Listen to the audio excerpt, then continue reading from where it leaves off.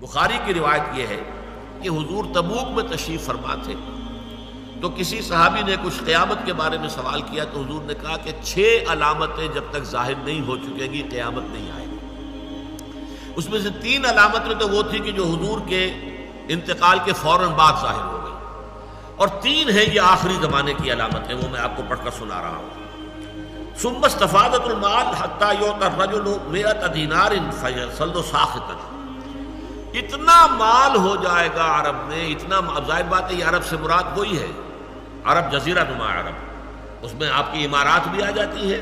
اور یہ سعودی عرب بھی آ جاتا ہے، یہ سارا مال اور دولت کا جس طریقے سے وہاں پر پانی کی طرح پھیل رہا ہے، مال اتنا عام ہو جائے گا کہ یہ حالت ہو جائے گی کہ ایک شخص کو 100 دینار بھی دیے جائیں گے تب بھی وہ ناراض ہوگا، کیا دیا مجھے، کچھ بھی نہیں دیا۔ 100 دینار اس وقت کے حساب سے بہت بڑی شے ہے۔ ثم فتنة لا يبقى بیت من العرب الا دخلته، پھر ایک ایسا فتنہ آئے گا کہ عرب کا کوئی گھر نہیں بچے گا جس میں وہ فتنہ داخل نہ ہو جائے۔ یہ مغربی تہذیب کا فتنہ، عریانی کا فتنہ، بے حیائی کا فتنہ، شراب نوشی کا فتنہ، زناکاری کا فتنہ، کوئی گھر جو ہے بچا ہوا، گھر گھر میں جو ہے، میں نے تو خود دیکھی ہیں جا کر، گھر گھر میں وہ وہاں پر جو ہے وہ شراب خانے موجود ہیں، گھر گھر کے اندر، باہر ہے اپنی جگہ پر ہے چھپا ہوا،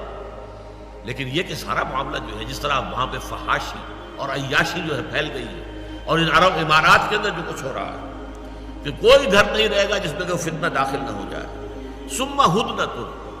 اس کے بعد ایک صلح ہوگی تمہاری، تکون بینکم و بین بنی الاصفر، جو تمہارے اور یہ زرد رو لوگ جو ہیں وائٹ پیپل ان کے درمیان ہوگی۔ فیغدرون، لیکن ایک موقع پر آ کر وہ صلح توڑ دیں گے، بغاوت کریں گے، بے وفائی کریں گے۔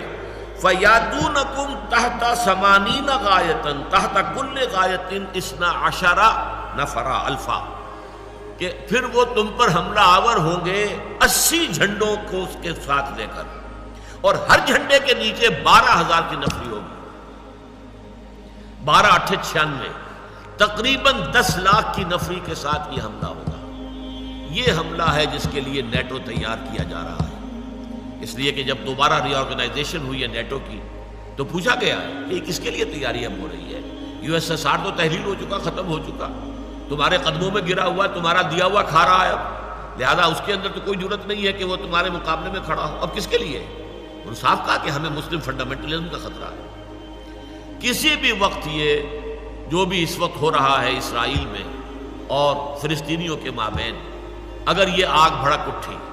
کبھی اگر قبۃ الصخرہ گرا دیا گیا، مسجد اقصی گرا دی گئی، پھر جو ہوگا طوفان جو آئے گا